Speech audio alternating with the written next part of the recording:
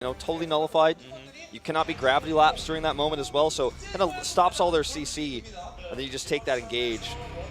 And Moonblade, the best map is map 3, Cursed Hollow. Yeah, this is a good one. I'm really looking forward to this map too. Another one of my favorite maps, I gotta say. One of those popular maps too. I think it's one of the more skill-based ones. Yeah. All right, let's see. This is a map where Sergeant Hammer and Tyrael, I feel, are really strong picks. They'll have a place here for sure.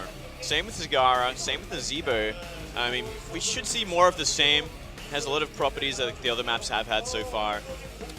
I have to say the shield glares that we were seeing on our end there were really good. Yeah. The denies of those tributes, or rather the turn-ins. The last second denies, but they couldn't find anything beyond that. Like they delayed them, but still it wasn't enough. Well, let's talk about Cursed Hollow. Cursed Hollow, a complicated map.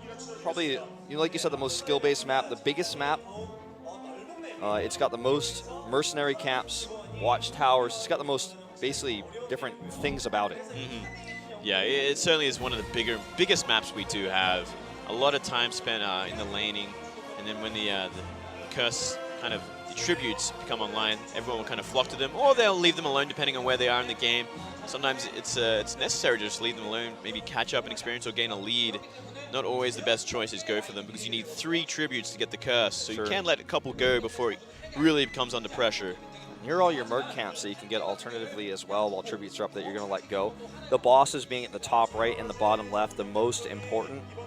And oftentimes I see a team that gets an early curse, if they get 3-0 curse, for example, they use that space that the curse buys to take boss. We do sometimes see a team that has an advantage offensively take their opponent's boss to rotate back. One thing you could do, and we see this a lot, is when you're able to identify that your opponent is bossing off of the curse, you can also boss, because even though your lanes are all going to get pushed, your opponent's not getting EXP while they're not in the lane, so you can actually sacrifice your own EXP, get your own counter boss basically for free to nullify that advantage. Yeah, certainly so. There's a lot of interesting ways to play it, and a lot of interesting sort of mind games as well, trying to get that boss at the right time. Generally, the most common thing is players will rush that boss in and try and get it, or they'll push a lane and go to the boss in the last 10 seconds of the curse, something like that. Kayle Thos ban. No surprise there. No surprise there. He's great on this map. His Flame Strike's so good. And a lot of delaying with Chain Bomb as well. It's going to be a hard sort of skill to go up against here. This is hashtag Korea, by the way. Like, everybody knows, okay, well, if they didn't ban these heroes, we're locking them in instantly. Leoric into Johanna, but a quick Malfurion. Very, very quick there. Looks like Joker wants to stick with that. I can appreciate that. Though they are up against Kalthus this time, so maybe the sustain heal wasn't as necessary. But it's going to give top Uther this time.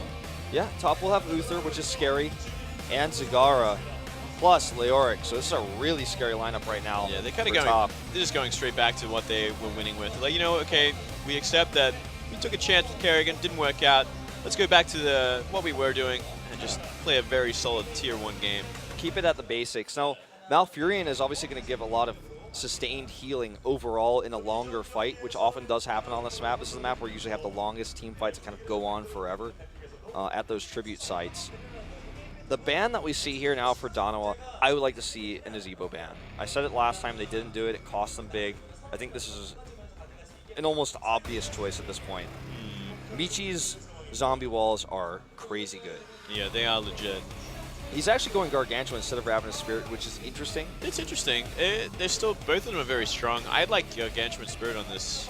Sorry, Ravenous Spirit on this one. Yeah, because you have so much Gargantuan free Spirit harass. would be sick. That should be the next hero that they have. That should be like the level 20 or something. It's like a Spirit one that can like slam the ground and wreck everything. Oh man, that'd be stuns people and does AoE damage. Constant AoE. That's a dream right there, Wolf. Well, they are going to ban Anubarak, actually. Interesting. No doubt going to be scared of that double tank ability. I mean, Leoric definitely does well with a secondary tank, whether it be Arthas or Anubarak. Or Tyrael. Tyrael, very, very good. Great delay on this map as well with Tyrael's Eldritch Might, just buying more time, stopping them from capping that tribute. They might ban Hammer here, if they're not going to take Hammer themselves. I think I would like to see Hammer banned out. If they don't want it, get rid of it. Yeah. Because that could cause some problems. Sergeant Hammer is so strong on this map, and it's one of the DPSs they've been favoring. Another choice is Jaina. Yeah, I don't think you want to ban a second tank. at this point, unless you're scared they're going to pick up Tyrael, but I don't think that's a threat for them right now. That's not as scary. I don't think that's nearly as scary as Sergeant Hammer. Now that we've seen what Joker can do with Hammer, and this map, one of the biggest maps we have, the ones that is kind of guaranteed to go late game, very hard to snowball off this map.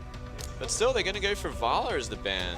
I find that to be an interesting choice. I'm not to say it's a bad one. Just I'm not buying it, Wolf. I don't really like it.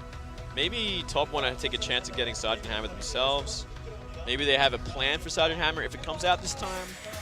I just hope that plan's not Kerrigan. I truly hope not, because Ahan should be banned from playing her until he's really figured it out. Or I just think the team composition has to be right for her more than anything else. Well, something a lot of people don't know is Kerrigan is one of the top picked heroes in solo queue in the alpha in Korea. So a lot of people have really good practice on Kerrigan, but people also then have good practice against her. And I feel like she's just not as strong because everyone has kind of dealt with her. And even though it's a surprising pick, and you might be thinking, well, Kerrigan can do a ton of damage here. It might throw people off because they're not used to her. Sure. Everyone has played a ton of Kerrigan in Korea. One of the most popular heroes when the game came out. Yeah, it's something. You definitely have a way of avoiding her skills for sure if she comes out. Tyrael going to be the next one, and then Nazeebo. So, okay, so they're going to take Nazeebo away. Good choice here. Good choice here. It leaves their last damage open. Could be a great comp to finish things off with Sergeant Hammer, but let's see if Game 8 allows them to keep it. They're looking for another tank and another DPS themselves. Jainers are on the board still. Sergeant Hammer on the board. What would be their second tank at this point, though? I think Arthas. I think Arthas has to be the choice if they want a second tank. Arthas is pretty good on this map. Sergeant Hammer, though, and Muradin. All right. Still a good choice. Going to be great at dealing with his melee, slowing them down, stopping much better defending Sergeant Hammer than maybe Arthas would be. Final hero here, most likely to be Jaina, I would say. What are your thoughts? You think so? Or are you? Jaina would make sense. They were kind of running out of options as well. Sylvanas is another good pick. Sylvanas is a pick. It's a pick they've been going to as well, but they haven't been winning games with her, that's for sure. Jaina's the choice. All right. Okay, so very standard. She's still the highest, one of the highest tiers in terms of damage. Great burst damage. Tyrael, I think, has to take Judgment this time. Cannot take Sanctification in this comp. I think it's a comp that needs to burst down those important heroes. Needs to burst down Sergeant Hammer. Needs to get on top of Sergeant Hammer somehow.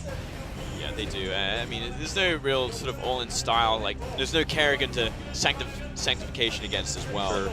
Makes a lot of sense. Another thing, though, to keep in mind is if they do Judgment, they'd like to do it after Uther wastes his Divine Shield or if he gets stunned or silenced.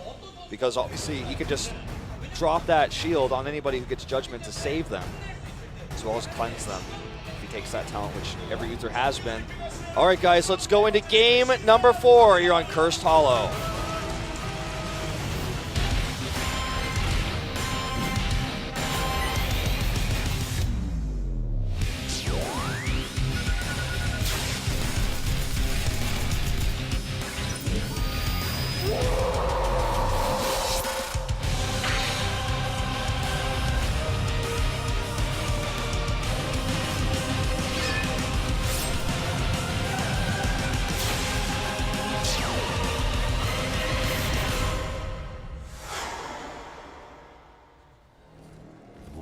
Game 4 is on Cursed Hollow. Danawa Joker down 1-2 versus Game 8 top currently.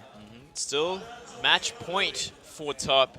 Looking to close it out with a much more solid lineup than last game. No Kerrigan, no sort of weird picks. Very excited to see what Lotus can do on Sergeant Hammer as well. Yeah. Saw our first Sergeant Hammer picks last week with Snake picking her up, and then Black actually starting to follow suit there at the end. Yeah, she's certainly gotten a lot stronger since that buff really helped her out. Much more common sort of pick nowadays. Much more robust, a lot more flexible with the siege mode. And just a lot more health overall in the late game. Look at this. Actually seeing some pretty decent pokes from Joker as well so far. Lotus actually half HP already. Not the easiest sort of start there. It's going to be hard up against this kind of composition. Nazeebo as well as Jaina and they Malfurion to kind of keep the health and mana up. Darvish is wrecking Adam right now as well. I don't even know what went wrong there, but actually could continue to fight, perhaps even try to force him to well with how ahead he is at this point. So the tri-lane's definitely going to be always following Sergeant Hammer. It's going to be bought right now. Just constant picks. A little bit of damage here and there. Attempting here. Oh, actually a lot of damage. Good call for the Blizzard. The only problem with this is Q is out of mana already, so big committal there. Darvish is well nearly out. Adam, he's holding on. He's got a lot more sustainability with that natural heal. It's, you know, we didn't see actually him take Regen Master either. He's actually going to upgrade Aldruin's Might's damage instead, which is, I think, again, kind of a counterplay to Sergeant Hammer and Zagara, trying to get on top of them, do some extra damage. And everyone's freaking out about, the Korean commenters at least are freaking out about Leoric losing a lane to Lana here. I am a little bit too. I'm like, well. I feel like he must have whiffed a lot of his drain, so he missed out on a lot of healing. When I play Leoric, like, I don't lose to anybody in lane. I don't think anyone should. And I'm like just not even good, man. Oh, look at this. Lotus getting tangled up, trying to defend this turret. First tower is going to go down. And he's actually pushing back with a lot of auto damage here. Just gotta be careful. He does, you know, Sergeant Hammer does at level 4 get increased range to basic abilities, the auto attack. So it's a lot of extra damage you can poke and escape with. First tribute up.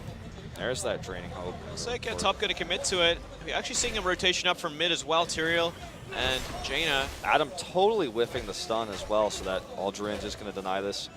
He's not going to teleport to it, though. Nicely done there. Catching the Ice Bolt. Yeah. Nice block.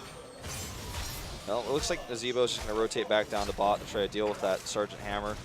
It's always a pretty safe thing to do, sit in this bush and shell at the minion wave, as long as you're not too far to the left. Also, of course, you can unsiege a lot faster in this current patch, this current version of Sergeant Hammer.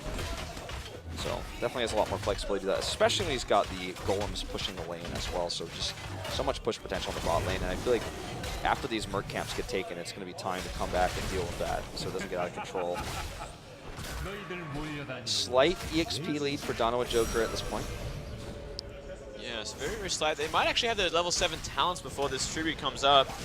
Just spawning in 3 seconds time, so they are going to have level 7. Let's see if they're going to commit to a team fight here. We actually saw Top get the first one.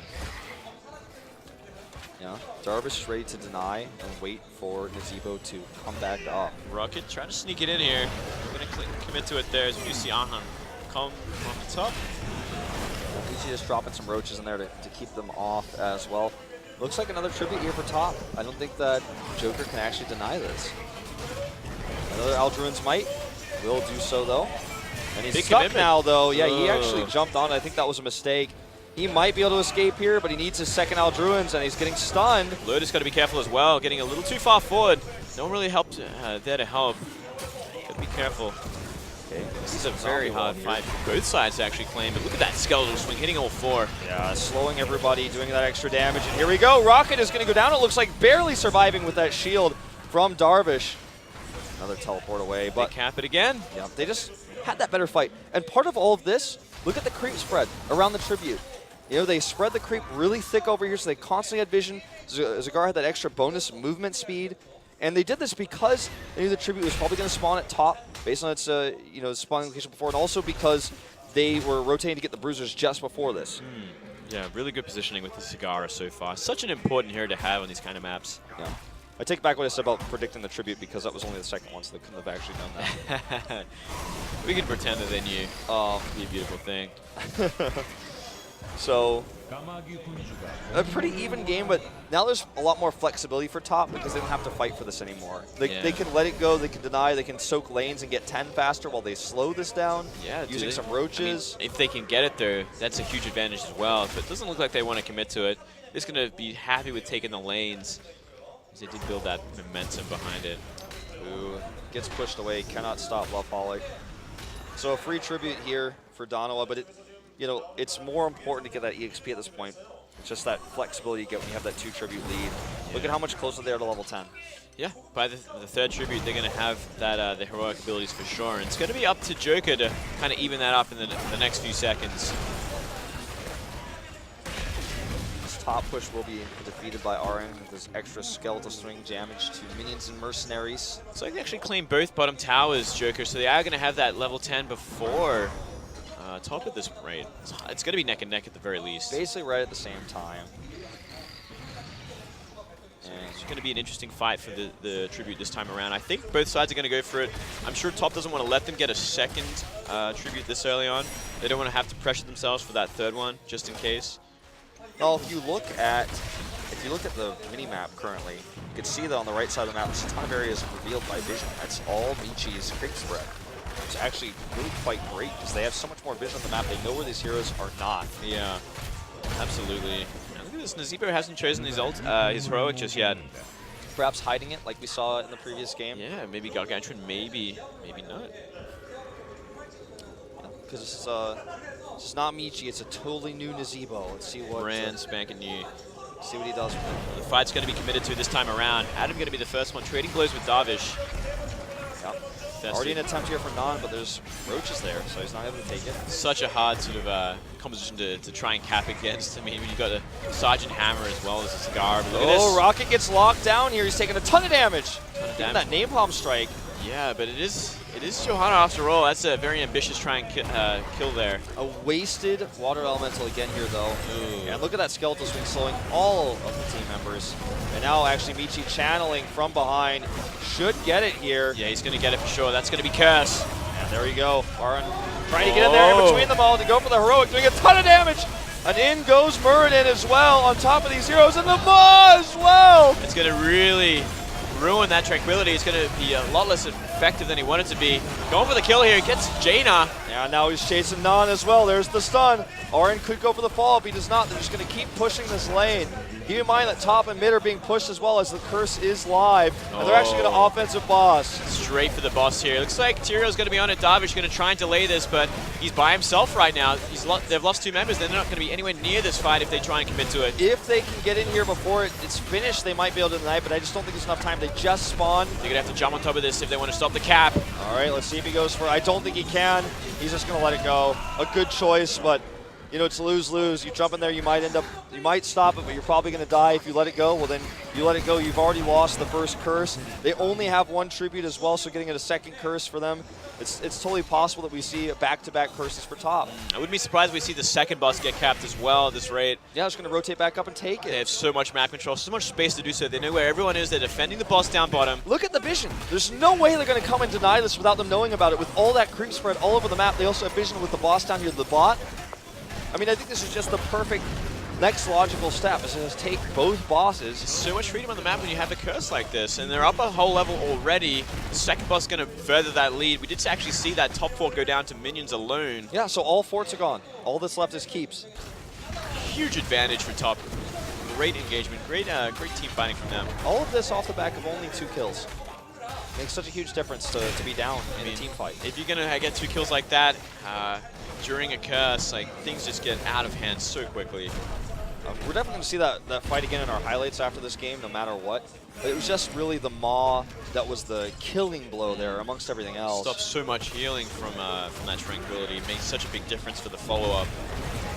And really, like, ambitious sort of moves from the tanks as well. Muradin getting stuck in right in there before Avatar, and then Valera following suit. So much push potential. Well, these keep cannons are going to go down. Already falling here. The boss still at, let's say, about 5th health here. Zoning these members out. There's a stun attempt on Q. Arin just looking for something. He's actually going to body block Darvish. Darvish might be in trouble here. Gets out of there. Still a pretty good fight here to take, but a very nice water elemental. There's a judgment, but instantly the Divine Shield and another triple Maw. Huge Maw here, but look at this. Ravenous Spirit does push Adam back. They have enough to follow up. Look at all that extra Ravenous damage. He's getting all this free damage. And look at this, 2 members of top go down. Yeah, huge overcommittal there. Ahan gonna have to get out of there as well. He's so low, but Eldruin's gonna deny him. Darvish, very nicely done. Wow. Not finished yet. A 3 for 0, 3 for nothing. Hey man, they went too far in and they got caught out in a big way. Keep in mind during all of this though, Bruisers are still pushing mid. They're going to have to let this tribute go, but again, they have that extra flexibility to make moves like this because it's not like they're going to lose the game after losing a trip. So they don't want to commit to it though. Actually seems pretty softened up. Rocket soften up Rocket as well as Nan. Maybe they're going to commit to it. Maybe they have to let it go. Yeah. Michi going to be looking for it. He's going to get it. Yeah, he's going to get it. They're going to let it go. They're just going to let it go. Down a level still is Joker as well, mind you. That's a bit strange. Well, I want to say like they could have tried to go and deny that, but it would have been risky. And it's again the first tribute. It is the first tribute. They can let it go. They can kind of push the lanes again, kind of take back some of the map that they've lost. They're in a bad way though. Not a single fort has gone down for top at this point. So level 16 talents are about to go online as well. Something I like to talk about a lot when we go to this type of situation in this game is it's 3 forts to 6, but that means there's a lot of untapped potential for catching up to level 20 with all those 3 forts that are there because they scale to get more XP in the late game.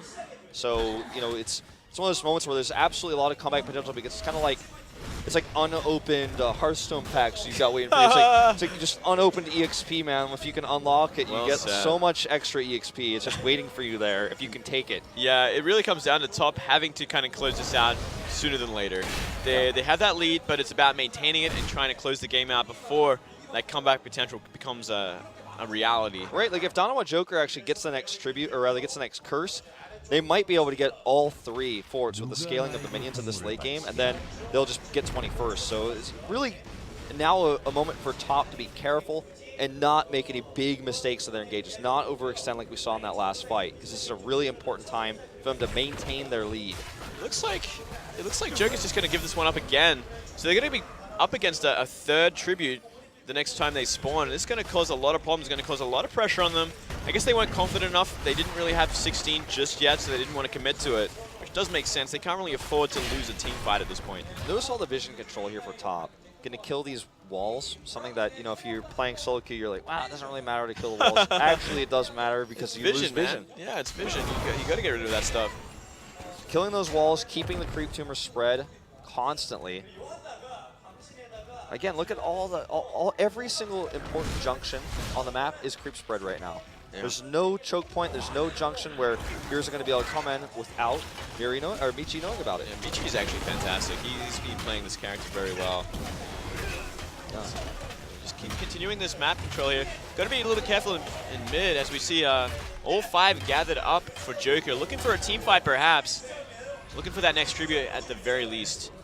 Maybe trying to bait out a boss here, or at least a scout on a boss. Lotus going to be the first one. Oh, he's got to be so careful. He does not want to be caught in that position. It's actually a nightmare situation. All right, here we go. This is the most important moment for us of this entire game. If top gets this curse, they will likely be able to win off of it. Here we go. Yeah. You're going to get delayed a lot, especially with the setup we have. Actually, Arhan way out of position up there. He's doing some zoning, but he's not where he needs to be, I feel. Hard to say if it's actually good or bad. He's putting some members out. He's doing a little bit of damage, at least to the Tyrael. Darvish actually taking a lot of damage. A great setup here already with the Mutalisk out, as well as those spider mines. This is going to be really tough for Danawa Joker to engage. Q taking a lot of damage as well from that Napalm strike, as well as the Mutalisk. They're kind of getting zoned out at this point. The composition from top just too strong at this kind of poking sort of situation. Yeah, Darvish needs to get a good judgment here. Okay, jumps in. Once again, taking a lot of damage. Look how much damage he's taking from the Roaches, the Mutalisk, the Napalm strike, the spider mines. So much damage. The setup here is just so solid right now for top. In such an awkward place. And look at the creep spread. Beautifully done there. So much vision. All the extra bonus movement, the extra healing, everything. Pilot's going for it. He does stop here for a moment. Lotus. There's the judgment onto Pilot, but Lotus is safe. He's fine. No follow-up there. We actually see Jaina committing to Adam, who's really tying her up. Huge mistake there, I feel like, from Q. And look at the tranquility again. Protecting Loveholic. Trying to keep them alive here. Adam chasing. Adam once at the same time. We do see Leoric, March of the Black King, doing so much damage, forcing everyone out of position here. On his solo is Loveholic. Verdant falls. Can they actually follow this up? Oh, they're going to claim everyone else there. Everyone else so low. Loveholic goes down. Wasted more there. Rocket looks like the next target. Stun on Darvish as well here, trying to escape. Looks like he might be able to. Doesn't do it. Instead, they're going to get the curse. And this is an absolute disaster for Joker. It's going to mean the boss is going to get capped again, at least one of them. Yeah, 30 seconds each for the dead members. They're just going to go for the core, it seems. Yeah. Well, I guess that just happens. The keep is going to, go down very shortly. They might actually just kill a keep and rotate back. It looks No, like I they were guess they could. considering the core. Maybe I'm a little ambitious there. I think they were considering it. Well, I don't think it you're makes wrong. sense. It makes sense they go for at least one core. And sorry, one keep and then go for the bosses. The mid keep's already dead, basically. It's going to die to minions. The top wave is the only one that's not really pushed, but it will be. That's going to give them a further vision, further space, because they already have so much creep vision, so they can 20. actually go ahead and take that boss. And there's 20, like you said. Sickest advantage right now. They can just comfortably go for those bosses. Every member of the team is up for Joker though, so they got to be a little bit careful. Even though they have those talents, those storm talents, they can't take a fight too lightly. You know what I would really like is actually them to just wait around the boss pit and bait a fight. Because if they do what they're doing now, where they take their own boss, this is what I was talking about. I always talk about this on this map. It's a unique map because there's 2 bosses on it. If you know your opponent is taking a boss, even if they would be able to deny you 100%, you can take it for free because they can't take their boss and deny you a boss. So you can get yours for free. It's just like a great trade for a team that's 2 levels down, doesn't have their heroic talents to get a boss for free. They're waiting this out as well. Look at that. They want to deal with this boss before they cap their own. I like this a lot because it means they can push with the boss once they've dealt with it. It's so intelligent, and it could very well win them the game at this point. Yeah, they leave Muradin here because he's not a really DPS-oriented hero. He's not going to be able to kill the boss, so they don't really need him to defend. They're just going to commit to capping the Giants, and then they're going to go for the big game-ending push here. And I don't think Joker's going to have level 20 by the time they're knocking on the front door.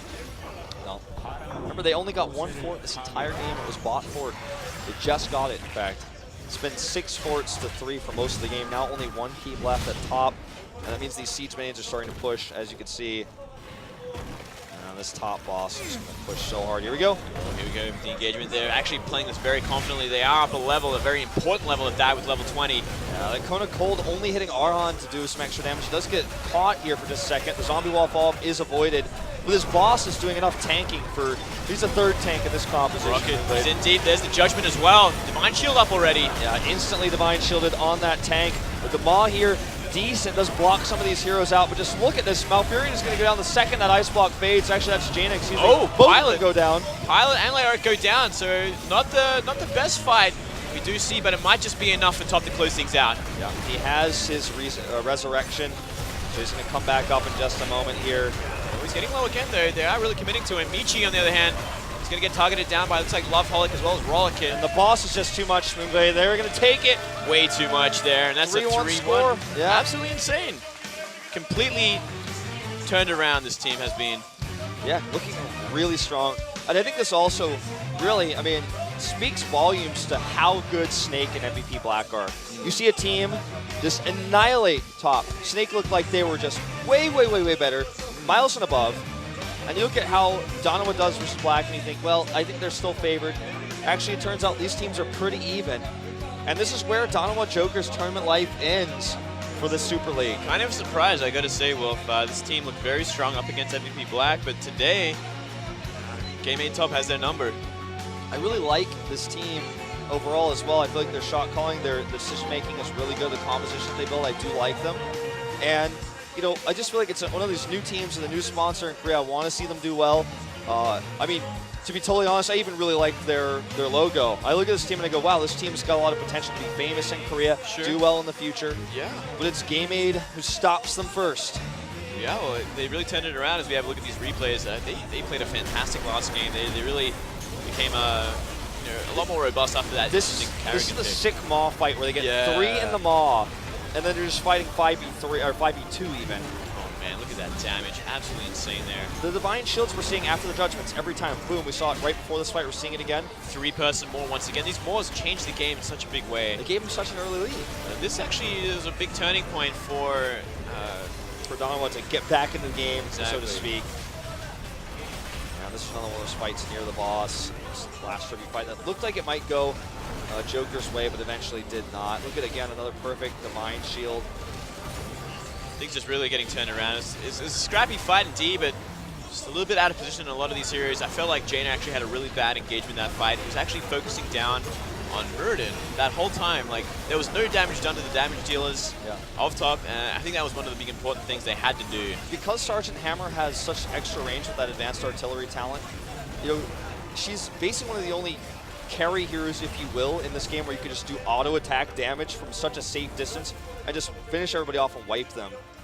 There's very few ranged healers heroes that can actually do that kind of damage from that range in this game. So, and late game, she just gets out of hand. Like more and more damage on point, and like such poking potential as well, which is something that just changes the entire game on that kind of map.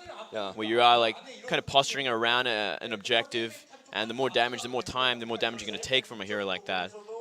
And they got whittled down in a big way. Well, okay, there we are. I'm like, we're back.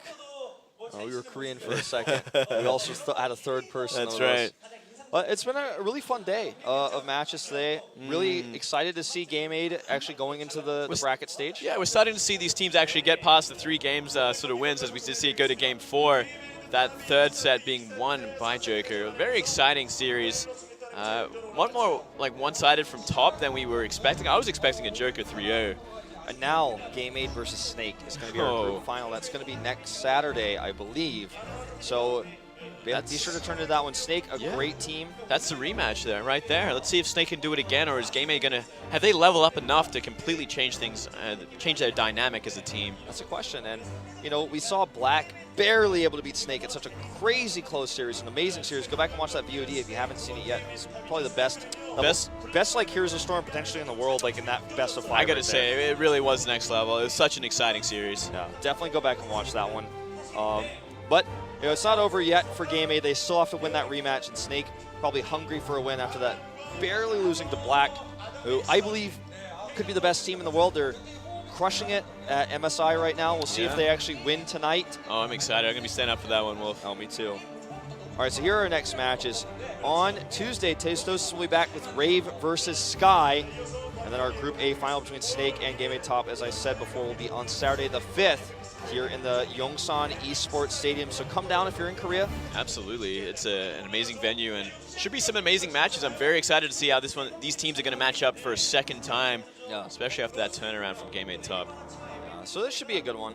You know, Rave versus Sky, definitely going to be an interesting one as well. I have to say Rave not living up to the hype so far, and also Sky kind of the lonely shadow of Black at this point. I mean, we say that, but look at what Top did in a week. Let's see what these guys can do in a week as well. You know, like, things can turn around in a big way. They're kind of catching up in meta. They're getting important lessons from the higher level teams. Like, this is how you should be playing. This is what you should be doing. Yeah. And they're completely changing. Absolutely. So just to close things out, I want to kind of have like almost like a little mini speech.